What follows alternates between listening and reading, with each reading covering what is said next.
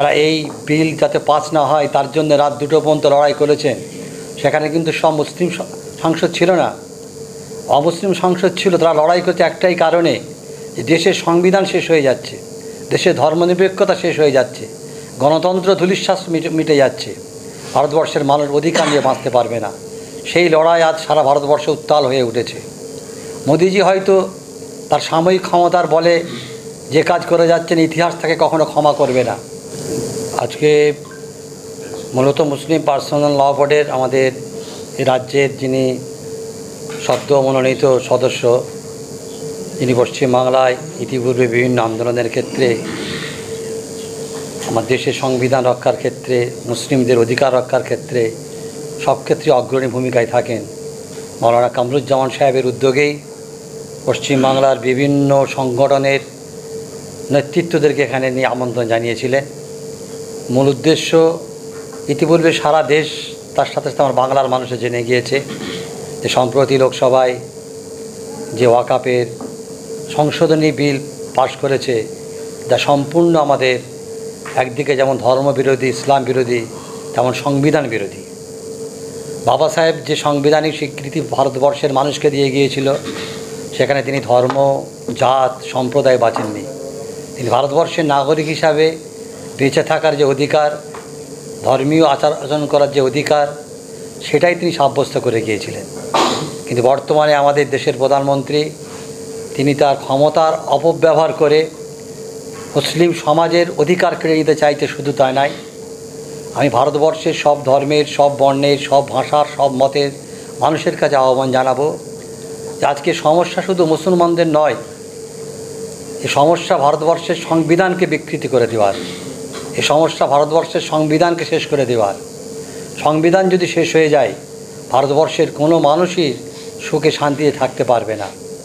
তাই আজকে যেমন লোকসভায় সংসদ ভবনে সাংসদরা যারা এই বিল যাতে পাস না হয় তার জন্য রাত 2টো পর্যন্ত লড়াই করেছেন, সেখানে কিন্তু সব মুসলিম সাংসদ ছিল না, অমুসলিম সাংসদ ছিল। তারা লড়াই করছে একটাই কারণে, যে দেশের সংবিধান শেষ হয়ে যাচ্ছে, দেশের ধর্মনিরপেক্ষতা শেষ হয়ে যাচ্ছে, গণতন্ত্র ধূলিশ্বাস মিটে যাচ্ছে, ভারতবর্ষের মানুষ অধিকার নিয়ে বাঁচতে পারবে না। সেই লড়াই আজ সারা ভারতবর্ষে উত্তাল হয়ে উঠেছে। মোদিজি হয়তো তার সাময়িক ক্ষমতার বলে যে কাজ করে যাচ্ছেন, ইতিহাস তাকে কখনো ক্ষমা করবে না। আগামী দিনে আগামী প্রজন্মর কাছে তাকে কৈফিয়ত দিতে হবে।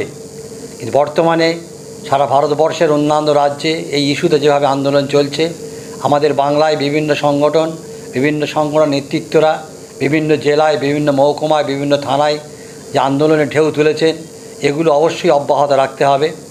শুধু তাদেরকে আমাদের অনুরোধ করব, আজকে বিভিন্ন সংগঠনের যে নেতৃত্ব আছে তাদেরকে অনুরোধ করব, আমরা আন্দোলন করছি আল্লাহর সম্পত্তি কেড়ে নেওয়ার জন্য, তাকে বাঁচাবার জন্য। তো আমাদের আন্দোলনটা যেন হয় সুশৃঙ্খলভাবে, গণতান্ত্রিক পদ্ধতিতে। এই আন্দোলন করতে গিয়ে যেন আমরা ভুল পথে না হাঁটি, অন্য সম্প্রদায়কে যেন আমরা বিরক্ত না করে উঠতে পারি।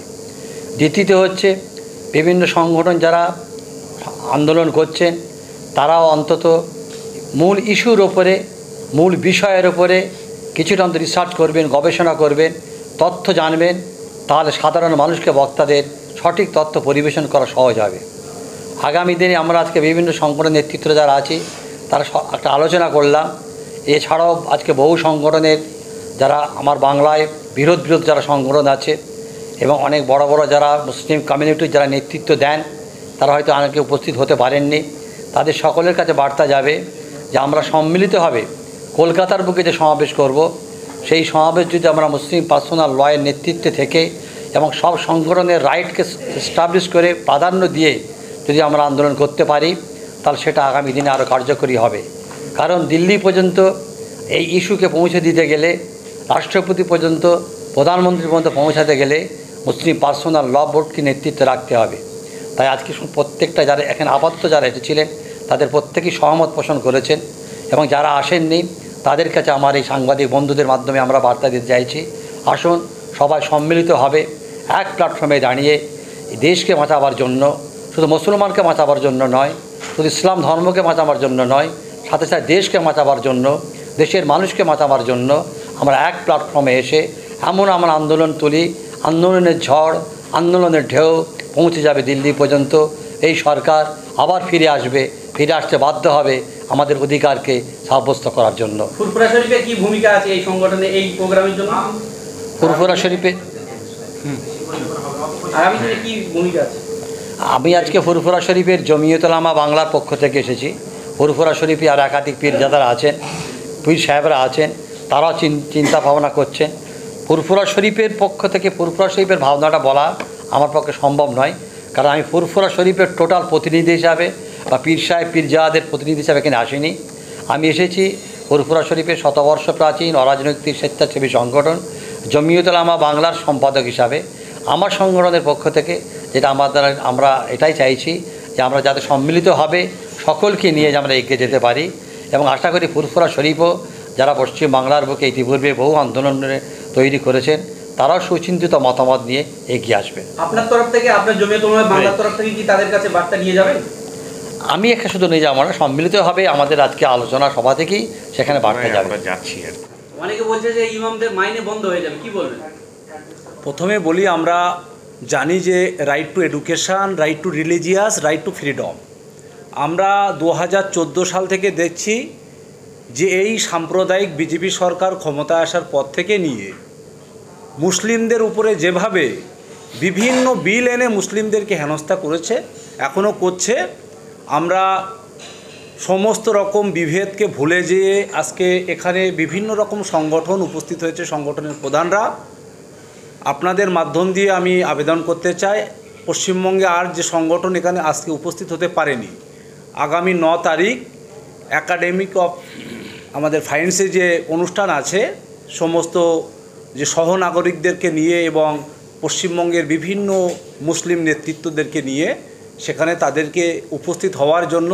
কারণ আজকে আমাদের সব কিছু ভুলে যেয়ে আমরা একটা প্ল্যাটফর্ম, সেটা হচ্ছে অল ইন্ডিয়া মুসলিম পার্সোনাল ল বোর্ড, যেটা সারা পৃথিবীর মানচিত্রে যাদের একটা গ্রহণযোগ্যতা রয়েছে, তারা যেভাবে গাইডলাইন করছে, আমরা সবাই এখানে ঐক্যবদ্ধভাবে তাদের সেই গাইডলাইনটাকে ফলো করে আমরা লড়াই আন্দোলন তৈরি হওয়ার জন্য এখান থেকে মনস্থ করছি।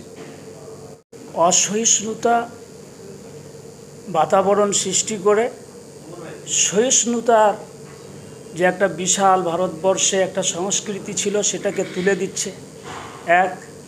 দ্বিতীয় নম্বর কথা হচ্ছে, এই অসহিষ্ণুতা সৃষ্টি করে বিভাজন তৈরি করে ধর্মীয় ভাগে ভাগ করে ভারতবর্ষের হিন্দু সমাজ যারা শুভবুদ্ধি সম্পন্ন মানুষ, তাদের ভিতরে মুসলিমের প্রতি একটা বিষাক্ত বিষ তারা আস্তে আস্তে করতে করতে তারা একটা বড় ধরনের জায়গায় পৌঁছে গেছে। এই রকম মুহূর্তে আমাদের মুসলিম পার্সোনাল ল বোর্ড, যেটা গোটা ভারতবর্ষের গ্রামীণ থেকে শুরু করে প্রত্যন্ত গ্রাম অঞ্চল থেকে শুরু করে শহর থেকে শহরতলি থেকে শুরু করে যত আন্দোলন হয়, এই সমস্ত আন্দোলন কেন্দ্র পর্যন্ত পৌঁছাতে পারে না।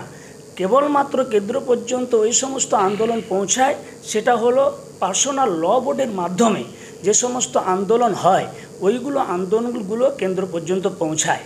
তাই আমি সোশ্যাল মিডিয়ার মাধ্যম থেকে অল ইন্ডিয়া তৌহিদি জনতার পক্ষ থেকে এবং সমস্ত মুসলিম সংগঠনের পক্ষ থেকে একটাই আবেদন জানাবো, আমরা সুসংগঠিতভাবে, সুসজ্জিতভাবে, নির্ভীকভাবে, সাহসিকতার সঙ্গে, সহমর্মিতার সাথে, সৌহার্দ্যের সাথে, ভালোবাসা দিয়ে আমরা অল ইন্ডিয়া মুসলিম পার্সোনাল ল বোর্ডের সঙ্গে একত্রিত হয়ে আমরা দলবদ্ধভাবে দীর্ঘমেয়াদী আন্দোলন যদি আমরা করতে পারি, তাহলে এই সরকারকে আমরা কিষাণ বিলের মতো এদেরকে আমরা ঘুটনে নিয়ে আসতে পারবো, এদেরকে আমরা নত করতে পারবো।